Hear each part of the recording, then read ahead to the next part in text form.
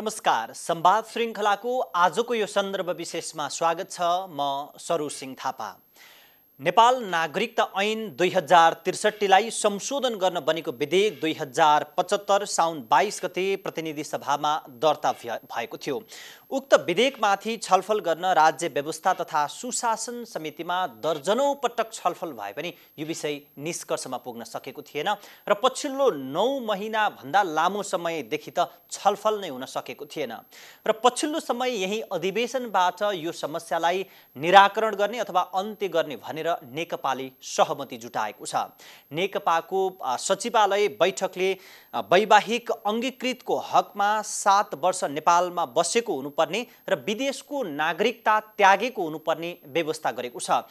तर साथै जुन महिला विवाह गरेर नेपाल आइसके पछाडि उसको आर्थिक, सामाजिक, सांस्कृतिक, आवासीय पत्र जुन प्रदान गर्ने र रोजगारीका लागि पनि जुन अवसर प्रदान गर्न सक्ने अथवा व्यवस्था गर्ने भन्ने व्यवस्था गरेको छ। यद्यपि नेपाली कांग्रेस र मधेस केन्द्रित दलहरूले भने 63 मै फर्कनुपर्ने र यो विशेष गरी नेपाल र भारतको सांस्कृतिक पाटोमा चाहिँ यसले अप्ठ्यारो परिस्थिति सृजना गर्ने भनेर विरोधहरू र असन्तुष्टिका स्वरहरू पनि सुनाइरहेका छन्। योभन्दा अर्को महत्त्वपूर्ण विषय पनि के उठेको छ भने पुरुषको हकमा अथवा ज्वाइँको हकमा नेपाली महिलासँग विदेशी नागरिकले विवाह गरेर आइसके पछाडिको सन्दर्भमा उसलाई नागरिकता कहिले र कसरी दिने भन्ने सम्बन्धमा भने सहमति जुट्न सकेको छैन।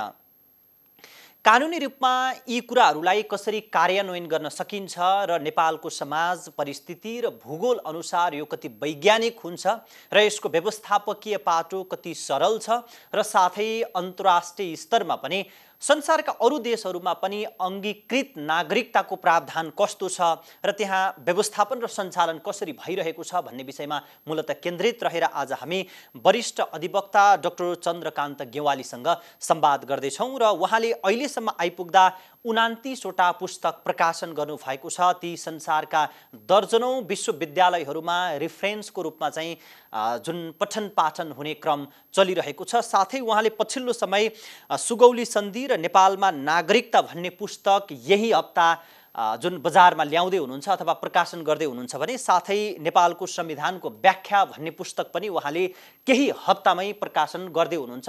विशेष गरी आज हामी वर्षौंदेखि पिलिएको नेपालको नागरिकता समस्यालाई कसरी निराकरण गर्न सकिन्छ, मौसमी बाजा मात्रै नबजाएर यसको दीर्घकालीन समाधानको पाटो के हुन सक्छ भन्ने विषयमा केन्द्रित रहेर संवाद गर्दैछौँ। स्वागत छ सर।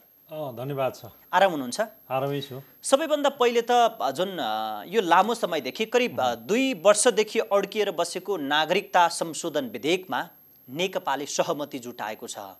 जुन विदेशी महिला नेपालमा बिहे गरेर आइसके पछाडिको हकमा 7 वर्ष पछाडि उसले प्रक्रिया अगाडि बढाउनु पर्ने, त्यहाँको नागरिकता त्याग्नु पर्ने भन्ने जुन सहमति गरेका छ नि, यसलाई चाहिँ एउटा वरिष्ठ संविधानविदको नजरमा, अधिवक्ताको नजरमा कसरी हेर्ने, छोटकरीमा जानकारी गराउनुहोस्। अब विदेशी महिला नेपाली नागरिकसँग विवाह गरिन् भने उनलाई तपाईले अहिले जुन राख्नु भएको छ ब्याकग्राउन्डमा 7 वर्ष पछाडि नेपालको अंगीकृत नागरिकता लिनको लागि योग्य हुने गरी चाहिँ राज्य व्यवस्था समितिले सहमति जनाएको हो।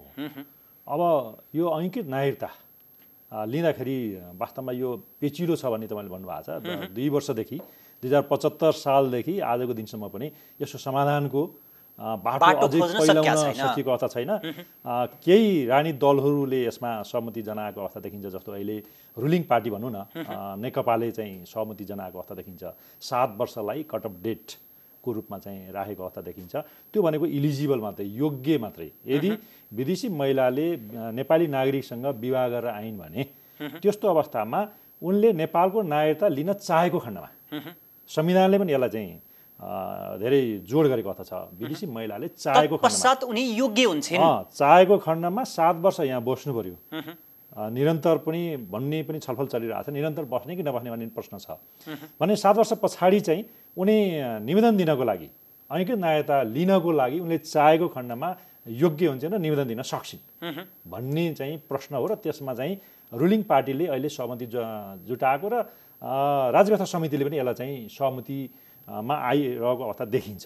तर हालाकि अन्य दलहरू ठुला दलहरू मध्येको अपोजिसन पार्टी नेपाली कङ्ग्रेस र मधेस केन्द्रित दलहरूले यसलाई 2063 सालमा जे व्यवस्था थियो त्यही व्यवस्था हुनुपर्छ भनेको विवाह गरेर आउँदा बित्तिकै तत्कालै उनले चाहिन् भने ऐक्य नागरिकता दिनुपर्छ भन्ने चाहिँ हुनुपर्छ भन्ने भएको कारणले गर्दा अहिले पनि त्यो चाहिँ विषय सर्वसम्मत हुन सकिरहेको अवस्था छैन। सर यो त सत्ता पक्ष र प्रतिपक्षको कुरा भयो, सहमति र विमतिको कुरा भयो। त्यहाँ राजनीतिक फन्डा पनि छन् होला, राजनीतिक आग्रह र पूर्वाग्रहका कुरा पनि छन् होला समर्थन र विरोधमा। तर तपाईँ त कानुनको व्याख्या गर्ने मान्छे, देश भूगोल परिस्थिति र समाजलाई हेर्दाखेरि अहिले जुन व्यवस्था गरेका छौँ नि हामीले, यो कति वैज्ञानिक र व्यावहारिक छ?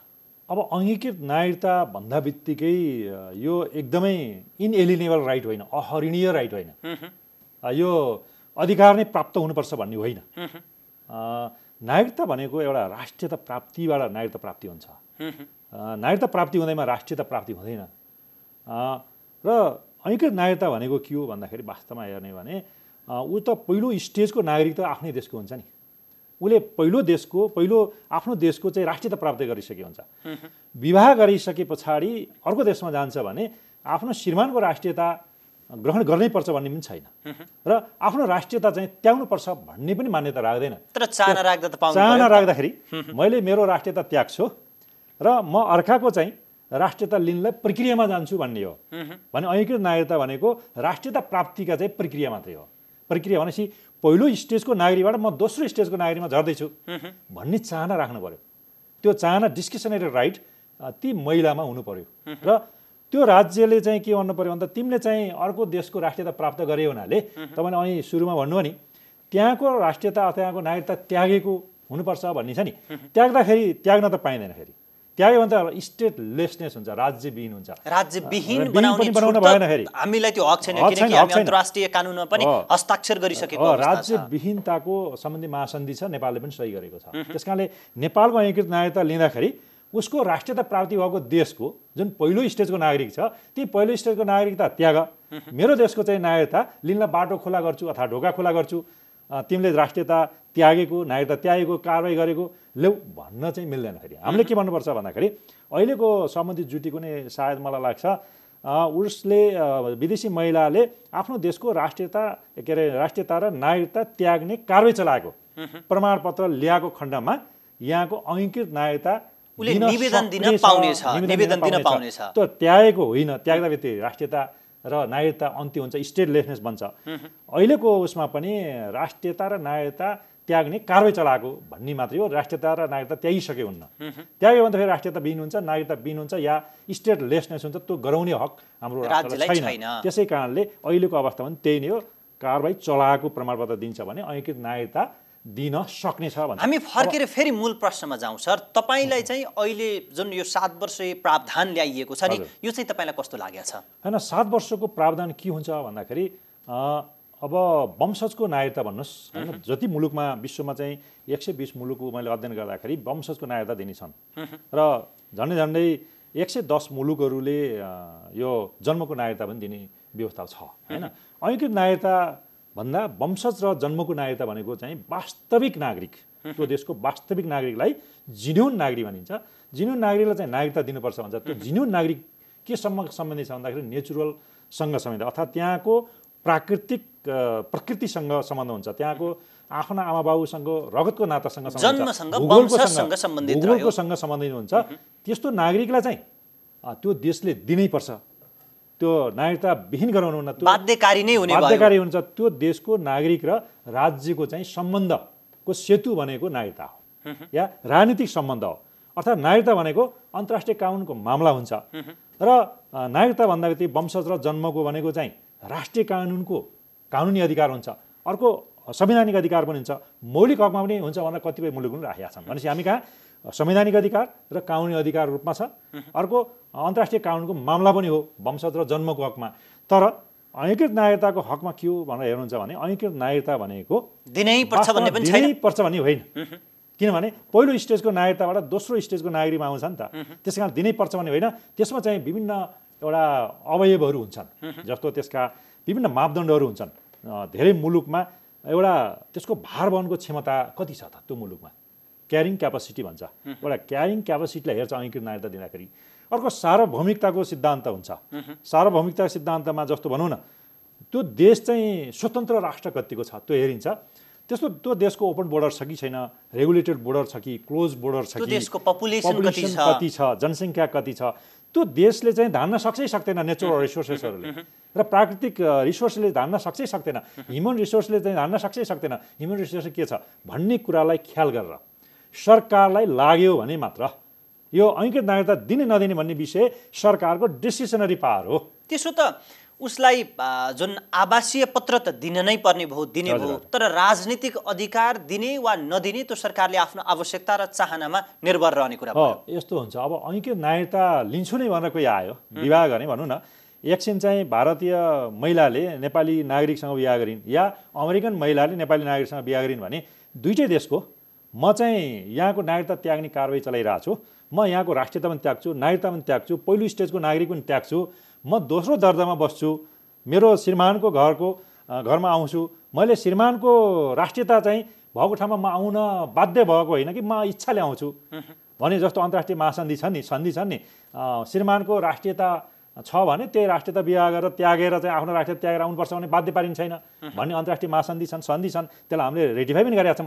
उहाँको राष्ट्रियता त्याग भन्ने चाहिँ त्यो देशले भन्न सक्दैन, तर उहाँ आउँछन् भने त्यतिखेर दोस्रो दर्जाको चाहिँ उहाँको इच्छा हुनु पर्यो। इच्छा भइसकेपछि अनि यतापट्टिको व्यवस्था गरिदिनुपर्छ।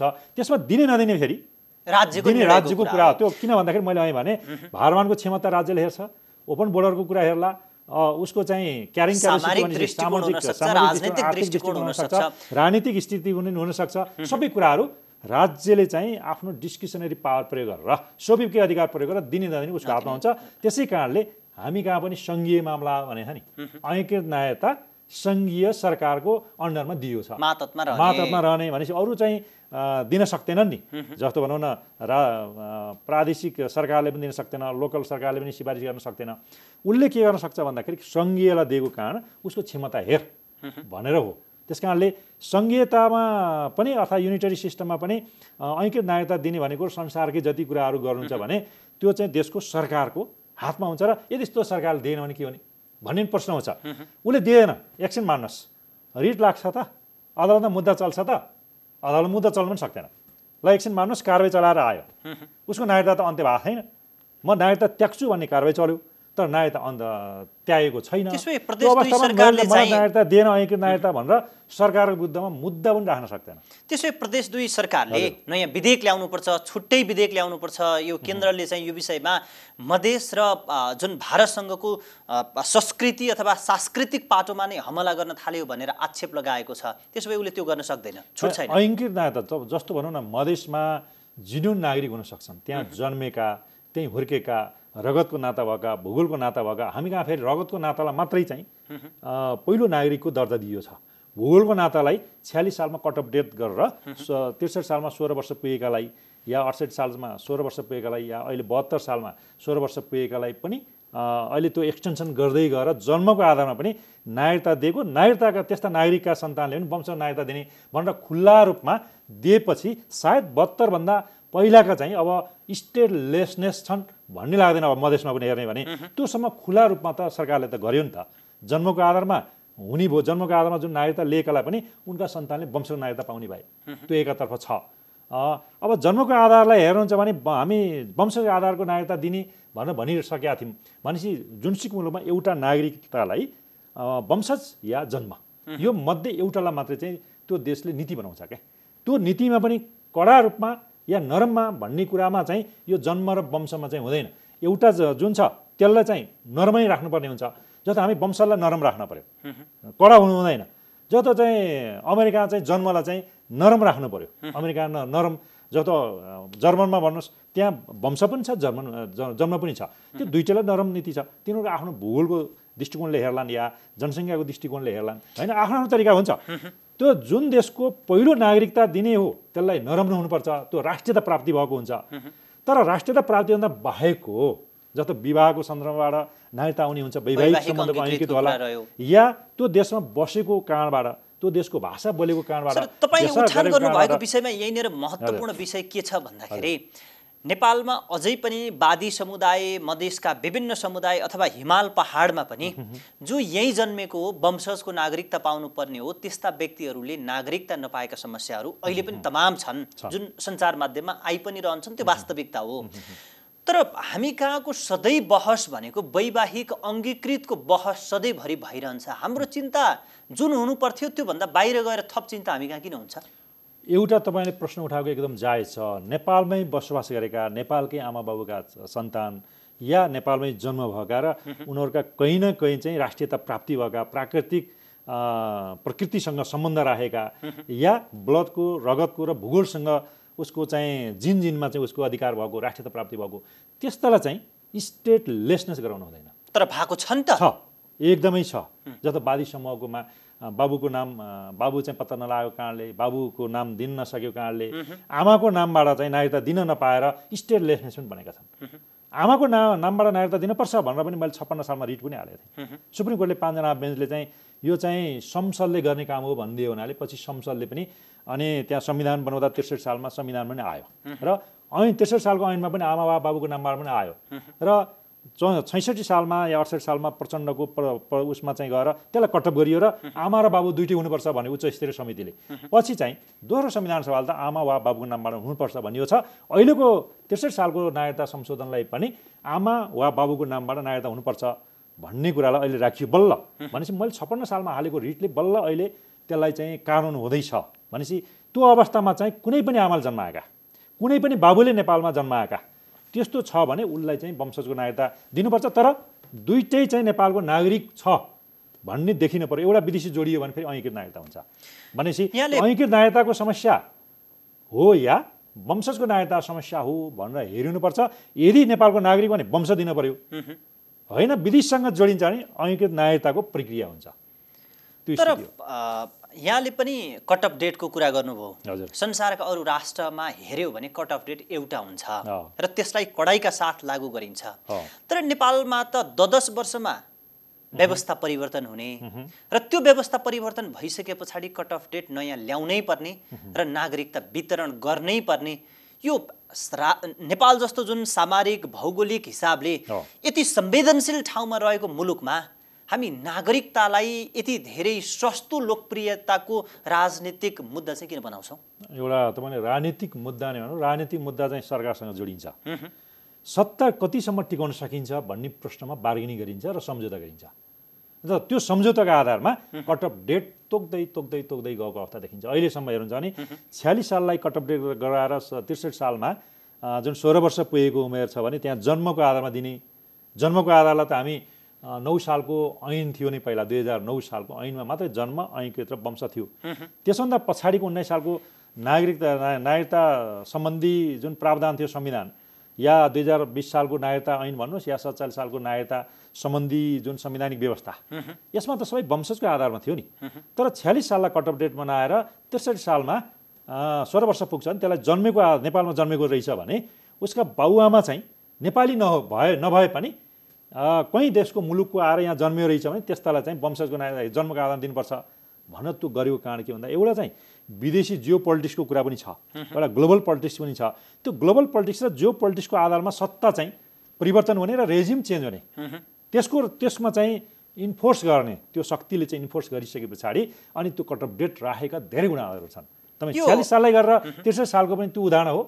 त्यो ग्लोबल पोलिटिक्सले पनि इम्प्याक्ट पारेको छ र 63 सालदेखि 68 साल 65 सालसम्म त्यो थपेको र 72 सालमा भने जियो पोलिटिक्सको पनि त्यहाँ चाहिँ अहम भूमिका देखिन्छ। भनेपछि चाहे त्यो जियो पोलिटिक्स होस् चाहे त्यो ग्लोबल पोलिटिक्स होस्, त्यसले चाहिँ हाम्रो चेन्ज गरेको कट अफ डेट छ नि, त्यसले चाहिँ नेपाल र नेपालीलाई पार्ने प्रभाव त ठुलै हुन्छ होला नि त। त्यो त जस्तो भनौँ न क्यारिङ क्यापेसिटी भएन भने के हुने, भनौँ न हाम्रो भार वहन क्षमतै भएन। हाम्रो त ओपन बोर्डर छ नि, एउटा रेगुलेटेड बोर्डर भइदिएको भए पासपोर्ट भिसा लगाउने भए त्यो रेकर्डेड होला, त्यो मान्छेहरू को आउँछ को आउन भन्ने सबै हुन्छ नि त, उसले कन्ट्रोल गर्न सक्ने भयो। तर त्यो चाहिँ रेगुलेटेड बोर्डर छैन, ओपन बोर्डर छ। हाम्रो जनसङ्ख्या 3 करोड छ, जस्तो ठुला मुलुकहरूका 1.5 अरब जनसङ्ख्या छ। त्यो अवस्थामा ऐकीकृत नागरिकताको हकमा राज्य चाहिँ कठोर नीति नै अपनाउनुपर्छ भन्ने चाहिँ यो ओपन बोर्डरले देखाउँछ। ओपन बर्डरले देखाउँछ र नेपालको जनसङ्ख्याले पनि देखाउँछ। सानो मुलुक छ, 1,47,81,81 वर्ग किलोमिटर जुन हाम्रो भनिएको छ, अहिले 310 स्क्वायर वर्ग किलोमिटर थपिँदैछ होइन। अहिले संविधान संशोधन भएको छ, यो मात्रै अन्तिम त होइन, यो अन्तर्राष्ट्रिय कानुनको मान्यतामा त यो सीमारेखा अन्तिम त होइन। अब यो चाहिँ के छ भने भोलि चाहिँ पोलिटिकल नेगोसिएसन या डायलग या कूटनीतिक भएपछि त्यो लिम्पियाधुरा या तपाईँ कालापानी र लिपुलेख पनि नेपालको होला होइन। अहिले नेपालको सन्दर्भमा त संविधान संशोधन भएको छ, सार्वजनिक त्यो एउटा चाहिँ हाम्रो आधार बन्यो।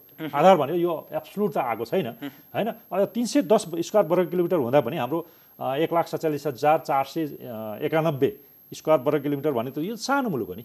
सानो मुलुक, इन्डियाको त एउटा स्टेट जस्तो छ, सानो मुलुक छ पनि यत्रो मुलुकमा। अनि हामी 3 करोड जनसङ्ख्या पनि छ।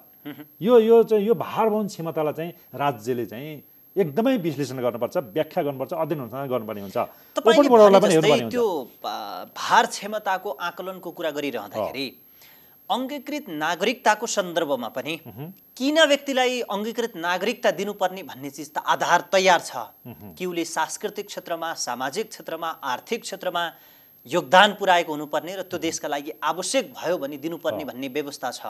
तर हामी कहाँ पारीबाट वारी तरकारी बेच्न आउनेहरू, सामान्य व्यापार गर्न आउनेहरू, ठेकदारी गर्न आउनेहरूले पनि नागरिकता पाएको अवस्था छ र दोहोरो नागरिकता छ भन्ने चर्चा सधैँ चलिरहन्छ।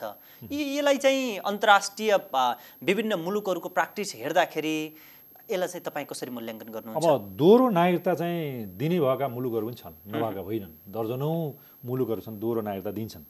त्यो दोहोरो नागरिकताको आधार के हो भन्दाखेरि त्यहाँको जनसङ्ख्या कम छ, ठुलो भूगोल छ। जस्तो भनौँ न डिबी परेर पनि जान्छ नि होइन, डिबी पर्छ। त्यसपछि ग्रिन कार्डहरू छन्। अमेरिका पनि ठुलो मुलुक छ नि, क्यानाडा ठुलो मुलुक छ, अस्ट्रेलिया ठुलो मुलुक छ, अब रसिया पनि ठुलो मुलुक छ भनौँ न। यी मुलुकलाई चाहिँ दोहोरो नागरिकता दिएर केही असर पर्दैन। त्यहाँ स्रोत साधन छ, मानव जनशक्ति आवश्यक छ। त्यसै कारणले ती मुलुकले दिन्छन् पनि होइन दोहोरो नागरिकता। जन्मको आधारमा दिन्छन्, वंशजको आधारमा दिन्छन् र अङ्गीकृत नागरिकता या डिबी भिसाहरूबाट पनि दिन सक्छन्। तर हाम्रो त त्यो अवस्था होइन नि त। हाम्रो त सानो मुलुक छ, ओपन बर्डर छ, ठुला विशाल जनसङ्ख्या भएको छ। त्यसमा चाहिँ क्यारिङ क्यापेसिटी हेर्नै पर्छ, सार्वभौमिकतालाई पनि हेर्नुपर्ने हुन्छ, राज्यको जनसङ्ख्यालाई पनि हेर्नुपर्ने हुन्छ, सामाजिक र आर्थिक चाहिँ जुन स्ट्रक्चर छ त्यो विशृङ्खलित हुन्छ हुँदैन भन्ने कुरालाई पनि हेर्नुपर्ने हुन्छ। त्यस कारणले अन्य देशको मुलुक र हाम्रोमा अलिकति विस्तृत रूपमा अध्ययन अनुसन्धान नगरिकन एउटा तपाईँले तरकारी बेच्न आउने मान्छेहरूले पनि नागरिकता दिने या मर्तेल लाइनमा चाहिँ नागरिकता दिने यो व्यवस्था चाहिँ अङ्गीकृत नागरिकताको हकमा हुन सक्दैन। यो अङ्गीकृत नागरिकता भन्ने कुरो राज्यको हातमा हो। राज्यले चाहिँ दिन चाहे दिन्छ, दिन चाहेन भने अन्तर्राष्ट्रिय कानुनको आँखामा पनि राज्यले दे भनेर बाध्य पार्न सकिँदैन। जति पनि अन्तर्राष्ट्रिय कानुनका सन्धि सम्झौताहरू छन्, तर उसले के भन्ने भने राज्यबिन नबनाऊ र कोही मान्छेलाई पनि, कोही नागरिकलाई पनि स्टेटलेसनेस नबनाऊ र कसैलाई पनि राष्ट्रियता परिवर्तन गर्न जस्तो वैवाहिक अङ्गीकृत नागरिकता लिनलाई पनि कुनै विवाह गरेर आउँछ भने विवाह गरेको देशको राष्ट्रियता ल्याऊ भनेर बाध्यता नबनाऊ। तर उसलाई चाहिँ के छ भन्दाखेरि उसले चाहन्छ भने त्यो ढोका खोल्नको लागि आधार चाहिँ बनाऊ भन्छ, आधार बन्छ। तर आधार बनाउनलाई चाहिँ बाध्यता जस्तो चाहिँ कुनै मुलुकले चाहिँ तिमीले नागरिकता देऊ भनेर आन्दोलन गरेको आधारमा या कुनै मुलुकले चाहिँ राज्यलाई थर्काएको आधारमा या शक्ति देखाएको आधारमा कसैको रोइलोको आधारमा नागरिकता दिनुपर्छ भन्ने छैन। अङ्गीकृत नागरिकता दिनुपर्छ, तर अङ्गीकृत नागरिकता होइन। अङ्गीकृत नागरिकता दिन पनि सक्छ, नदिन पनि सक्छ। यो अधिकारको विषय होइन, यो सुविधाको विषय हो। यो नागरिकताकै कुरा गर्दाखेरि कतिपयले के भन्छन् भन्दाखेरि नागरिकता भन्ने यस्तो चिज हो जसले देशको सार्वभौमिकता कुनै एउटा राष्ट्रले बन्दुक र गोला बारुद बिना नै एउटा कागजको खोस्टोबाट जित्न सकिने हो कानुन त भनेर पनि भन्छन्। र कतिपय नागरिकताको विषयमा ओकालत गर्दै आउनेहरूले नेपालमा यस्तै खुकुलो प्रावधान बनाइराख्ने हो भने जसरी भारतीय नागरिक उखु खेती गर्न गएको फिजीमा उनी राज्यको महत्त्वपूर्ण अङ्गमा पुगेको थिए र अन्ततः त्यस्तै फिजी हुँदै सिक्किमीकरणसम्म नेपाल पुग्न सक्छ भन्ने खतराको घन्टी बज्यो भनेर भन्छन्। तपाईलाई चाहिँ एउटा कानुनको विश्लेषक विज्ञको नजरमा नेपालमा त्यस्तो खतरा देख्नुहुन्छ जुन अहिलेको यो परिस्थितिले गर्दा? अहिलेको संविधानले त त्यस्तो खतरा देखिँदैन, किन राष्ट्रपति अङ्गीकृत नागरिक हुन सक्दैन, प्रधानमन्त्री हुन सक्दैन, उपप्रधानमन्त्री या प्रधान न्यायाधीश या संवैधानिक अङ्गका निकायका प्रमुख सदस्य हुन सक्दैन अङ्गीकृत नागरिकता। त्यो चाहिँ खोल्नुपर्छ भन्ने जियो पोलिटिक्स गरिरहँदै आएको छ। तपाईँले 46 सालको आन्दोलन भन्नुहोस् या 63 सालको कट अफ डेट राख्दाखेरि भन्नुहोस् या पछि चाहिँ 72 सालमा भन्दा या मधेसको केन्द्रित आन्दोलन या इन्डियाले त्यसको 7 बुँदा पनि यो राखिएको छ। अङ्गीकृत नागरिकता चाहिँ रोटी बेटीको सम्बन्ध भएको हुनाले तत्कालै दिनुपर्छ भन्ने कुरा पनि 12 बुँदेमा राखिएको पनि छ। छ। 12 बुँदेमा भन्दा पनि अहिले 16 बुँदेमा पनि केही कुराहरू गरियो र पछि चाहिँ 7 बुँदामा 7 बुँदा चाहिँ इन्डियाले तेर्सायो नि, जहाँ नाकाबन्दी हामीले खेप्नु पर्यो र संविधान बनाउँदाखेरि कुनै पनि मुलुकको इन्डिपेन्डेन्सीको कुरा गर्ने भने सभरेन कन्ट्रीको हुँदाखेरि कुनै मुलुकले हस्तक्षेप गर्दैन। जस्तो इन्डियाको संविधान बनाउँदा हामीले देखेकै हो नि, जस्तो भनौँ न 1947मा बेलायतले उपनिवेश हुँदै पनि उसले आफूले पनि हस्तक्षेप गरेन र उसले चाहिँ इन्डियाले पनि 8वटा बुँदामा चाहिँ आफ्नो स्वतन्त्रपूर्वक संविधान बनाएको अवस्था देखिन्छ, जहाँ कोलोनाइजेसन थियो। त्यति हुँदा पनि आफ्नो संविधान आफै बनाऊ भन्यो। दक्षिण अफ्रिकाले पनि कोलोनाइजेसनबाट उति मुक्त भएर आउँदाखेरि पनि त्यसले पनि आफ्नो संविधान आफै बनाउन पायो र 1776मा अमेरिकाले ब्रिटिसबाट स्वतन्त्र प्राप्त गर्दाखेरि पनि उसले 6वटा चाहिँ आधारभूत सिद्धान्तको आधारमा कोही बेलायतले हस्तक्षेप नगरिकन उसले आफ्नो संविधान एउटा संविधान सभा जस्तो कन्फरेन्सबाट चाहिँ बनाएको अवस्था देखिन्छ। भनेपछि यो अवस्थामा कुनै मुलुकले धाकधम्की लगाएर या कसैले चाहिँ प्रेसर गरेर यो ऐक्य नागरिकता प्राप्ति र समाप्ति हुने होइन। त्यो देशको सार्वभौमिकतालाई बढी जोड गरिन्छ, त्यो देशको स्वतन्त्र सक्षम सरकारको हातमा हुन्छ। त्यसै कारणले यो कम्तीमा पनि नागरिकता भनेको राजनीतिक अधिकार हो। नागरिकता भनेको राजनीतिक अधिकार हो। तर नागरिकता के चाहिँ राजनीतिक अधिकार भन्दा वंशजको हो भने कुन देशको चाहिँ पहिलो नागरिक हो स्टेज हो भने वंशजलाई चाहिँ राजनीतिक अधिकार मानिन्छ, या जन्मको हो भने जन्मकोलाई राजनीतिक अधिकार मानिन्छ। बाँकी अरू चाहिँ के हो भन्दाखेरि ऐक्य नागरिकतालाई राजनीतिक अधिकार चाहिँ धेरै मुलुकले दिँदैन। त्यसो त यही प्रश्न सर, यही प्रश्न के जोडिन्छ भन्दाखेरि अहिले आम जनतामा सबैभन्दा ठुलो चिन्ता र चासो के कुराले बढाइदिएको हो भन्दाखेरि जति बेला हामी राष्ट्रियताको मुद्दामा नेपालका सबै राजनीतिक दलहरू सबै सांसदहरू एक आवाज बनाए, एक मुख बनाए, जुन भारतले अतिक्रमण गरेको नेपाली भूमिको विषयमा संविधान संशोधन गर्ने विषयमा जनता समाजवादी पार्टीकी सांसद सरिता गिरीले जसरी फरक मत राख्नुभयो, जसरी आरोप प्रत्यारोपमा उत्रिनु भयो, अहिले पो उहाँ एकजना हुनुहुन्छ त। त्यसै गर्दै सदनमा त्यस्तै संख्या वृद्धि हुन थाल्यो, राज्यको व्यवस्थापिका कार्यपालिका न्यायपालिकामा त्यसै गरी हस्तक्षेप बढ्न थाल्यो भने राज्य के हुन्छ भन्ने चिन्ता त छ नि त। फेरि एकदम प्रतित्वको सवाल पनि राष्ट्रियतासँग जोडिन्छ। जस्तो भनौँ तपाईँले भन्नु नि, यो सबै निकायमा चाहिँ आखिर अङ्गीकृत नागरिक गयो भने के हुने भन्ने प्रश्न छ। त्यसले रिप्लेस केलाई गर्छ भन्दाखेरि वास्तविक नागरिकलाई रिप्लेस गर्दै जान्छ। कुनै पनि मुलुकले वास्तविक नागरिकलाई रिप्लेस गर्दैन क्या। त्यो नागरिकलाई प्रिजर्भ गर्न पर्यो, त्यसलाई स्टेनलेसनेस बनाउन भएन र अर्को नागरिकलाई बिस्तारै खुकुलो बनाउने भन्दा पनि त्यसलाई कस्दै गएर त्यसलाई चाहिँ के छ भने आफूले कन्ट्रोल गर्न सक्ने क्षमता छ भने मात्रै गर्दै जाने हो। जस्तो भनौँ न फिजीको कुरा, सिक्किमीकरणको कुरा पनि तपाईँले गर्नुभयो नि वास्तवमा, होइन? त अब यदि ऐक्य नागरिकतालाई हामी खुकुलो बनाउँदै गयौँ भने जस्तो संवैधानिक अङ्गका प्रमुखहरूलाई दियौँ या निकायलाई प्रमुखहरू दिउँ या सबै सांसदहरू माइनोरिटी पर्न सक्छ नि त। जस्तो सिक्किमकरण त्यही भएकै हो नि, सिक्किमकरण त्यसै भएको छैन नि, फिजीकरण त्यसै भएको छैन नि। त्यो देशको नागरिक, वास्तविक नागरिक चाहिँ उसले राष्ट्रियता प्राप्ति गरे हुन्छ। अन्य देशको नागरिक भनेको त दोस्रो स्टेजको, त्यसले चाहिँ अर्को जेनेरेसनले बल्ल राष्ट्रियता प्राप्ति गर्छ। जस्तो ऐक्य नागरिकता प्राप्त गरेको सन्तानले त फेरि वंशगत नागरिकता प्राप्त गर्छ नि त। त्यो अवसर त रहन्छ नि त। अर्को दोस्रो जेनेरेसनलाई चाहिँ फेरि राष्ट्रियता प्राप्ति, ऐक्य नागरिकता भनेको राष्ट्रियता प्राप्तिको एउटा प्रक्रिया मात्रै हो। ऐक्य नागरिकता प्राप्त गर्छ ऊ देशको, त्यसले चाहिँ यो देशको कन्ट्रिब्युसन गर्न पर्यो, त्यो देशलाई चाहिँ योगदान बनाउनु पर्यो। राष्ट्रियता प्राप्ति भनेको चाहिँ सांस्कृतिक प्राप्ति पनि हो, उसले संस्कृतिलाई अनुकूलन गर्न पर्यो। त्यो देशको चाडपर्वहरू भन्नुहोस् या जन्मदेखि मृत्युपर्यन्त भाषाको कुरा गर्न पर्यो, उसले पेसा व्यवसाय गरेर देशलाई चाहिँ कन्ट्रिब्युसन राजस्व तिरेको हुनु पर्यो या कर तिरेको हुनु पर्यो। यी सबै कुराबाट ऊ चाहिँ राष्ट्रियकरण हुनु पर्यो। राष्ट्रियकरण भएपछि राष्ट्रियता प्राप्ति हुन्छ। राष्ट्रियता प्राप्ति भएपछि त्यो स्टेजको जेनेरेसनलाई पनि वंशजको नागरिकता दिँदैन। तर हामी कहाँ चाहिँ वंशजको नागरिक हुँदाहुँदै जन्मको नागरिकलाई पनि नागरिकता दियो र हामीले चाहिँ कट अफ डेट बनाउँदै पनि जन्मको लागि फेरि उसलाई पनि कन्भर्ट गरेर वंशजको नागरिकता दिने भनिएको छ। जन्मको पनि ऐक्य नागरिकता सरह हो नि त। एउटा पहिलो चाहिँ स्टेजको त वंशज थियो नि त। संसारमा चाहिँ एउटा पहिलो स्टेजको नागरिकता भइसकेपछि अरू सम्पूर्ण ऐक्य नागरिकता सरह हुन्छ। जस्तो वंशजको नागरिकता मान्नेले चाहिँ जन्म या ऐक्यकृत भन्ने जन्मलाई पनि ऐक्यकृत जस्तो हो भने अहिले हामीलाई चाहिँ जन्मलाई पनि हामी कन्भर्ट केमा गऱ्यौँ, वंशजमा गऱ्यौँ नि। भनेपछि मधेस केन्द्रित दलहरू या इन्डियाले उठाएका कुरा पनि यहाँ एड्रेस भइसकेको अवस्था देखिन्छ। यो गर्नुपर्ने अवस्था थिएन। त्यति नहुँदै पनि फेरि आवाज उठिरहेछ। यो आवाज त्यसो उठ्नुपर्ने कारण भए के हो अहिले भन्ने यो प्रश्न नेकपाले 7 वर्षे प्रावधानको पक्षमा उभिँदै गर्दाखेरि कङ्ग्रेस र मधेस केन्द्रित दलहरूले 63कै प्रावधानमा फिर्ता जानुपर्छ भनेर भन्दै गर्दाखेरि यो राष्ट्र र राष्ट्रियताको पाटोमा कति सान्दर्भिक र कति चिन्ता लिने विषय हो त? अब 63 सालकोमा त अहिलेको संविधानले जसरी भनेको छ 63 सालमा त्यो भनेको थियो। त्यहाँ चाहिँ के थियो भन्दाखेरि त्यहाँको नागरिकता ऐन 63 सालको नागरिकता ऐनले आउँदा बित्तिकै नै बिहा हुँदा एक हातमा सिन्दुर एक हातमा नागरिकता भन्ने जुन शब्दावलीबाट प्रचलनमा छ नि अहिले 63 सालको आन्दोलन भयो। आन्दोलन त्यो बार्गेनिङको आधारमा मधेस केन्द्रित दलसँग भएको आधारमा त्यो नागरिकता ऐनमा संशोधन गरेर भएको अवस्था हो। तर अहिलेको अवस्था त त्यो होइन। अहिलेको अवस्थामा चाहिँ त्यो ऐनको नागरिकता दिँदाखेरि एक हातमा सिन्दुर र एक हातमा चाहिँ नागरिकता भन्ने चाहिँ त्यो चाहिँ गर्न हुन्न भन्ने चाहिँ अहिले नेकपाले राखेको कारण के हुन सक्ला भन्दाखेरि उसले चाहिँ क्यारिङ क्यापेसिटीलाई हेर्यो। हाम्रो तत्कालै दिनलाई राज्यले दिन सक्छ सक्दैन भन्ने प्रश्न हुन्छ। उसको प्राकृतिक स्रोत साधनले भ्याउँछ भन्दैन, नेचुरल रिसोर्सेस कस्तो छ, या तपाईँ भन्नु न ह्युमन रिसोर्सेस हाम्रो कतिको एभाइलेबल छ, हाम्रो ओपन बोर्डर छ कि छैन, या ओपन बोर्डर पनि छ हामीको होइन, यत्रो जनसङ्ख्याहरू छ। त्यसले गर्दाखेरि नेकपाले जुन गरेको छ यी आधारले चाहिँ गरेको हो कि भन्ने पनि एउटा चाहिँ आकलन गर्न सकिन्छ।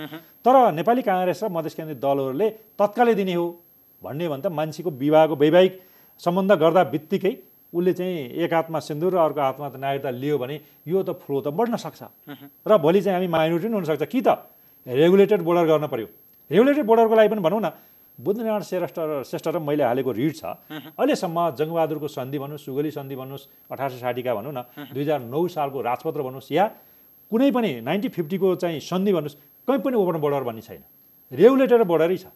र पर्यटन ऐन भन्नुहोस् या यो चाहिँ अध्यागमन ऐन भन्नुहोस्, अहिले पनि नेपाली बाहेक सबै विदेशी हुन्, सबैले नयाँ पासपोर्ट लिनुपर्छ भनिएको छ। तर व्यवहारमा त 1860 को जुन चाहिँ लखनऊको काण्ड भयो, त्यो काण्डमा चाहिँ नेपालको 14,000 सेनाहरू जङ्गबहादुर लिएर गएर त्यहाँ निस्तेज गरे हुनाले त्यो लुटकाण्डलाई, अनि त्यहाँबाट चाहिँ बिस्तारै ओपन बोर्डर हुँदै आएछ। नभए अरू कुनै पनि आधारमा कुनै कानुन, कुनै संविधान, कुनै सन्धिहरूले चाहिँ ओपन बोर्डर भनेकै छैन। यो अब बिस्तारै हामी सन्धि सम्झौता या कानुन सबैको आधारमा सरकारले रेगुलेटेड बोर्डर गर्न सक्छ। र त्यसको लागि चाहिँ हामी रेगुलेटेड बोर्डर गर, नो म्यान्स ल्यान्डबाट चाहिँ तिमी खाली गराऊ, या जङ्गे पिलरहरू व्यवस्थापन गर। सीमाङ्कन चाहिँ हाम्रो समस्या होइन, किनभने सुगौली सन्धिको धारा 5 ले चाहिँ वेस्ट अफ काली भनिरहेछ। वेस्ट अफ काली मात्रै गुमाएको थियो भनेपछि वेस्ट अफ कालीबाट अगाडिका भूभाग या काली र महाकाली र अगाडिका भूभाग त हाम्रै नेपालकै छ जबसम्म सुगौली सन्धि रहन्छ। भनेपछि त्यो अवस्थामा चाहिँ महाकाली पनि हाम्रै देशको नदी हो। त्यो स्थितिले गर्दाखेरि हाम्रो चाहिँ यो बााउन्ड्रीमा समस्या होइन। हाम्रो सीमा व्यवस्थापनमा भारतले ती चाहिँ 3टा क्षेत्र चाहिँ अतिक्रमित गरेको मात्रै हो। यो व्यवस्थापन मात्रै समस्या हो। यो समस्या भएको कारणले गर्दाखेरि यो अतिक्रमित गर्ने भन्ने कुरो वास्तवमा भारत पनि त्यत्तिकै संयुक्त राष्ट्रसङ्घको सदस्य राष्ट्र हो, नेपाल पनि संयुक्त राष्ट्रसङ्घको सदस्य राष्ट्र हो। ऊ ठुलो हुँदैमा हामी सानो हुँदैमा ठुलो र सानोको व्यवहार गर्न मिल्दैन। किनभने संयुक्त राष्ट्रसङ्घको बडापत्रको धारा 2 को 4 ले जतिसुकै शक्ति सम्पन्न होस्, जतिसुकै उसको चाहिँ सैन्य शक्ति होस्, त्यो राष्ट्रियताको लागि समान हुन्छ र देश चाहिँ समान हुन्छ। प्याक्टा सन्ट सर्भेन्टा पनि भनिन्छ कि होइन, त्यो इक्वल तरिकाले ट्रिट गरिन्छ कि भनेपछि त्यो स्थितिमा चाहिँ नेपाल चाहिँ एउटा सार्वभौम मुलुक हो। कहीँ कसैको जियो पोलिटिक्सको आधारले या कसैको सैन्य शक्तिको आधारले या खुला बोर्डरको आधारले नेपालको नागरिकतामा खुकुलो गर्नुपर्छ, ऐकृत नागरिकतामा भन्ने चाहिँ सरकारलाई बाध्य बनाउन सकिन्न। र सरकारले चाहेन भने अपोजिसन पार्टीले या अन्य दलले पनि बाध्य बनाउन सक्दैन। सरकारको त्यसो त सरकारसँग यसपटकको सत्तारूढ दलको जुन सरकारमा करिब 2/3 नजिक छ भनिसके पछाडि त यो सम्भवतः पास हुने जस्तो त निश्चित देखिन्छ। अब संविधान संशोधन गर्नलाई पनि उसले फ्लेक्सिबल छ भने हैन, संविधान अब यो नागरिकता त बहुमतले पारित गरी पुग्छ भनेपछि अहिले नेकपाले मात्रै चाह्यो भने पनि नागरिकता संशोधन गर्न सक्छ, सजिलै सक्छ। अब अरू चाहिँ पार्टीहरूलाई पनि सँगसँगै लिएर जाने हो कि होइन, या अन्य पार्टीलाई पनि कन्फिडेन्समा लिएर जाने हो कि होइन भन्ने कुरो उसको स्वाभाविक कुरा हो। उसले लिएर जान सक्यो सहिलो भयो, होइन भने बाध्यकारी छैन। अब त्यसमा पनि के छ भन्दाखेरि विदेशी पुरुषको हक। सर म यसमा आउँछु। योभन्दा पहिला हामी यही विदेशबाट विवाह गरेर ल्याउने महिलाकै हकको विषयमा कुरा गरौँ। जस्तो अहिले कङ्ग्रेस र मधेस केन्द्रित दलहरूले गरेको गुनासो भनेको सबैभन्दा बढी 7 वर्षसँग श्रीमानको निधन भयो भने त्यो बच्चा जन्मियो भने, विदेश जानु पर्यो, पासपोर्ट बनाउनु पर्यो भने, लोकसेवा लड्नु पर्यो भने, यी विषयमा चाहिँ के गर्ने हो, त्यसको सुनिश्चितता चाहिँ कसले गरिदिन्छ भन्ने प्रश्न उनीहरूको सबभन्दा ठुलो प्रश्न र गम्भीर प्रश्न हो। यो अन्तर्राष्ट्रिय कानुन अथवा अरू देशहरूको प्र्याक्टिसमा नेपालको हकमा कतिको व्यवहारिक देख्नुहुन्छ? होइन, नेपालको हकमा के हो भन्दाखेरि अब राज्यले चाह्यो भने त विवाह गरेर आउँदा बित्तिकै 1 सेकेन्डमा दिन सक्छ। राज्यको क्यापेसिटी धान्यो भने, भारवन क्षमता पनि भयो भने, या तर त्यो नेपालमा सम्भव छैन भन्ने कुरा त हामी जोडिसक्यौँ, हामी छलफल गरिसक्यौँ हैन, छलफल गरिसक्यौँ। अब राज्यले चाहिँ कति सम्भव छ भन्ने कुरालाई चाहिँ उहाँ कति समस्या छ भन्ने कुराहरू हेर्ने भने 7 वर्षको किन कट अफ डेट भन्ने कुरा पनि आयो। त्यसलाई चाहिँ जस्तो भनौँ न, तपाईँ पासपोर्ट लिनको लागि या तपाईँ अरू भिसा लिनको लागि धेरै कुराहरू समस्या आउन सक्छ, अथवा श्रीमान मर्यो भने भन्ने कुराहरू आयो। जब विवाह गरेर आउँछ भने त विवाहको दर्ता प्रमाण त हुन्छ नि त। विवाहको दर्ता प्रमाण भनेको त नेपाली नागरिकसँग विवाह गर्यो, उसको श्रीमान मरेर के फरक पर्यो? मरेर फरक पर्छ? उसको श्रीमान मरेपछि मानिस विवाह दर्ता त छ र 7 वर्षभित्रमा मर्यो भने उसले ऐकित नागरिकता पाउँदैन भन्ने छ र? ल 7 वर्ष पछाडि ऐकित नागरिकता दिँदैन भन्ने हुन्छ र? हुँदैन नि। उसलाई आधार भन्छ, उसले अरू देशको चाहिँ मुलुकको नागरिकता त्याग्ने उसले कारवाही चलाइन् भने 7 वर्ष पछाडि निवेदन दिने भने त पहिलाको श्रीमान मरेको श्रीमानको आधारमा चाहिँ नागरिकता प्राप्त ऐकित नागरिकता प्राप्त गर्न सक्छ। त्यो एउटा भयो। भिसा प्राप्त गर्ने कुराहरू भने त पहिलो देशको जुन चाहिँ विवाह गरेर आएको देशको त पहिलो स्टेजको नागरिकै हो नि। उनले त्यागे कि हुन्न त्यतिबेलासम्म त्याग्ने कारवाही चलाएको हुन्छ 7 वर्ष पछाडि।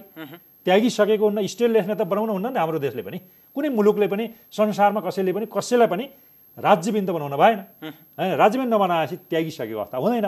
त्यागिसकेको अवस्था नभएपछि त त्यही देशबाट, जुन देशबाट विवाह गरेर आएको छ पहिलो स्टेजको नागरिक त्यही हो, राष्ट्रियता प्राप्ति त्यही छ, राजनीतिक अधिकार त्यही छ, त्यही देशको आधारले भिसा एप्लाई हुन्छ र आवासीय भिसा त दिन्छ। फेरि आवासीय भिसा भएपछि आर्थिक अधिकार हुन्छ, सांस्कृतिक अधिकार हुन्छ र धार्मिक अधिकार पनि होला, या तपाईँको लोकसेवामा सरकारी जागिर खानु पर्यो भने त नेपाली नागरिक हुनुपर्छ भन्ने प्रावधान छ नि, फेरि त्यसबाट त वञ्चित हुनु पर्यो हैन। सरकारी जागिर त उहाँको पहिलो स्टेजको नागरिकले त आर्थिक सामाजिक आर्थिक कारोबार त गर्न सक्यो नि। यहाँ चाहिँ सरकारी जागिर खानलाई पनि यसले रोकेन। कहाँ रोकेन भन्दाखेरि उसले आवश्यक सामाजिक आर्थिक सांस्कृतिक अधिकार अहिलेको मस्यौदाले साँच्चीकै लागू हुन्छ भने आर्थिक सामाजिक सांस्कृतिक अधिकार दिएछ नि। त्यसलाई चाहिँ त्यो आर्थिक सामाजिक अधिकार दिएको त जागिर पनि खान पाउने, त्यहाँ चाहिँ लेखिने सरकारी जागिर नै खान पाउने रहने भयो। किन भन्दाखेरि राजनीतिक अधिकार मात्रै यसले नदिने हो। राजनीतिक अधिकार चाहिँ इलेक्सनमा भाग लिने या कुनै चाहिँ सांसदमा लड्ने या मन्त्री हुने, यो चाहिँ अधिकार चाहिँ अहिले पाएन। त्यो राइट टु भोट, right to participation in the election भन्नुहोस् हैन, राइट टु एडल्ट फ्रेन्चाइज, यो अधिकारबाट मात्रै वञ्चित हो। त्यो भनेको नागरिकता भनेको फर्स्ट स्टेजको नागरिकता प्राप्त गरेको राजनीतिक अधिकार हो भनेपछि ऐकित नागरिकले संसारमा कहीँ पनि त्यसरी चाहिँ राजनीतिक अधिकार दिँदैन। त्यही ओबामाकै कुरा पनि उठिएको थियो नि पहिला। ओबामाको आफ्ना बाउआमा अन्य देशको हुँदा पनि, त्यही जन्मिँदा पनि त्यहाँ कुरा उठाइयो, तर त्यही जन्मेको आधारले, जन्म आधारमा नागरिकता, त्यस कारणले त्यहाँ जन्मको आधारमा नागरिकता दिने चलन छ। बेलायतमा जन्मको आधारमा नागरिकता दिने चलन छ हैन। जस्तो युरोपियन मुलुकमा जन्म र वंश पनि धेरै मुलुकमा छ हैन। त्यो स्थितिमा चाहिँ के भन्दाखेरि त्यो देशको कुन चाहिँ नागरिकता चाहिँ पहिलो प्रायोरिटी छ, त्यो देशको त्यो फर्स्ट स्टेजको नागरिक हुन्छ। त्यो स्टेजको नागरिकले राष्ट्रपति हुन सक्ने, प्रधानमन्त्री हुन सक्ने र न्यायाधीश हुन सक्ने छ। तर ऐकित नागरिकलाई चाहिँ ल इन्डियामा भनौँ न, सोनिया गान्धी किन प्रधानमन्त्री हुन सकिनन् हैन? किन प्रधानमन्त्री भन्दा उनी चाहिँ इटालीको चाहिँ नागरिक हुन्, त्यो फर्स्ट स्टेजको नागरिक त त्यहाँ हो, यहाँको ऐकित नागरिक हो। तर उनका सन्तान त वंशजको नागरिकता पाउने भयो नि, त्यहाँको त हेर्नै भन्दा पाइरहेका छन् र उनीहरू उठ्न सके। राजीव गान्धी त्यही देशको नागरिक हुनुहुन्थ्यो, त्यसै कारणले उनले बिहा गरेर ल्याए पनि बाबु त वंशजको भयो, वंशजको नागरिकता भयो हुनाले छोराहरूले पनि वंशजको पाए। उनको नागरिकता ऐकित भयो। ऐकित नागरिकलाई इन्डियामा किन प्रधानमन्त्री बनाइएन, राष्ट्रपति किन बनाइएन, कि या मनमोहन सिंहलाई किन प्रधानमन्त्री बनाउनु पर्यो? त्यो पनि स्थिति छ। त्यहाँ पनि कर्नलसम्म भएका स्थिति देखिन्छ, मुख्यमन्त्रीसम्म, तर माथिल्ला लेभलमा त दिएन। त्यो राज्यको नीति हो क्या। राज्यको नीति के छ भने हेरिन्छ। भारत जस्तो विशाल देशमा पनि यहाँले अङ्गीकृत नागरिकताको सन्दर्भको कुरा उठान गरिसक्नुभयो। जस्तो हामी जस्तै सानो देश, भौगोलिक हिसाबमा सानो देश, दक्षिण एसियाकै कुरा गर्ने हो भने भुटानमा विवाह गरेको 10 वर्ष पछाडि र सन्तान जन्मिसके पछाडि बल्ल नागरिकताको आवेदन भर्न पाइने व्यवस्था छ। भारतमै त्यति कडा देखिन्छ। हामी पाकिस्तान, अफगानिस्तानको कुरा गर्यो भने पनि त्यत्तिकै स्ट्रङ छ। बङ्गलादेशमा त धर्म नै को पाटोमा पनि स्ट्रङ छ भनिसके पछाडि हामी जस्तो सामरिक र सांस्कृतिक महत्त्व बोकेका राष्ट्रहरूमा अन्तर्राष्ट्रिय प्र्याक्टिस अथवा अरू देश हामी जस्तै यी विविध कुराले मिल्दाजुल्दा राष्ट्रहरूको प्रावधान कस्तो छ सर? छोटकरी बताइदिनुहोस् मलाई। धेरै मुलुक साना मुलुकहरू छन् नि। तपाईँ साना मुलुक नेभिस एन्ड किड्सको तपाईँलाई कुरा गरौँला, या पलाउको कुरा गरौँ होइन, एउटा चाहिँ त्यो नाइजेरियाकै कुरा गरौँ होइन, र दक्षिण अफ्रिका मुलुकहरूदेखि लिएर धेरै मुलुक मैले अध्ययन गरेका ऐकीकृत नागरिकता सयौँ छन्। ती नागरिकहरूको नागरिकता लिने ऐकीकृतमा चाहिँ धेरै कडा छ। त्यो देशको ऐकीकृत नागरिकता लिनको लागि त्यो देशको राज्यको नीतिमा भर पर्छ होइन।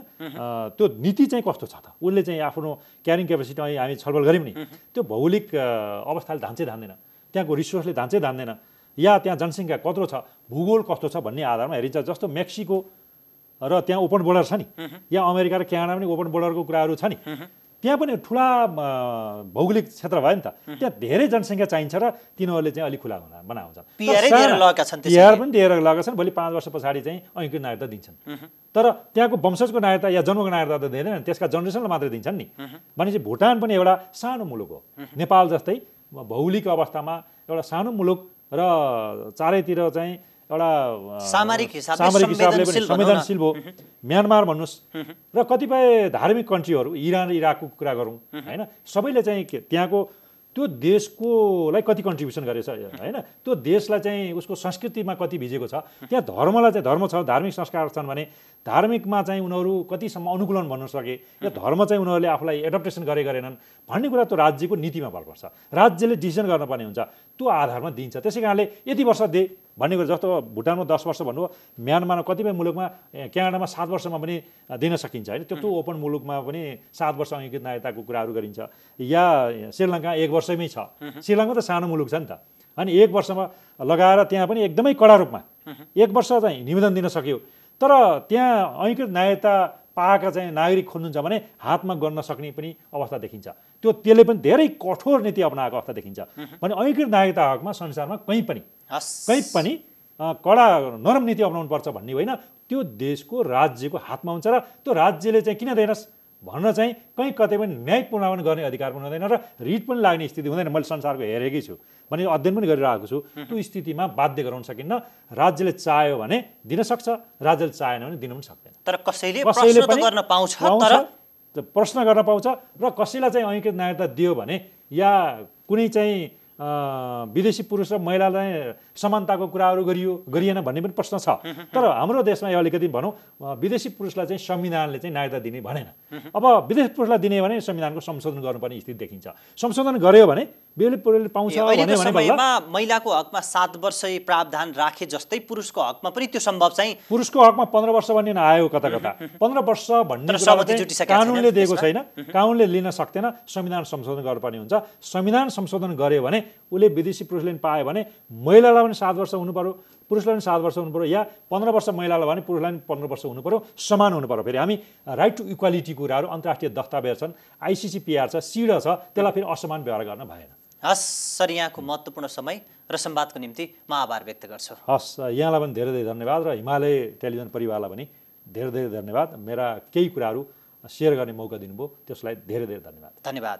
दर्शकबिन, उहाँ हुनुहुन्थ्यो वरिष्ठ अधिवक्ता डाक्टर चन्द्रकान्त गेवाली। उहाँसँग नेपाल नागरिकता ऐन 2063लाई संशोधन गर्न बनेको विधेयक 2075 माथि जुन नेकपाले सहमति गरिसके पछाडिको सन्दर्भमा अब वैवाहिक अङ्गीकृतको हकमा सरकारले गरेको जुन निर्णय अब कसरी कार्यान्वयन हुन्छ र त्यो व्यावहारिक र कानुनी पाटोमा कति सहज छ भन्ने विषयमा मूलतः केन्द्रित रहेर संवाद गर्यौं। नयाँ पात्र र विषयका साथ पुनः उपस्थित हुनेछौं। नमस्कार।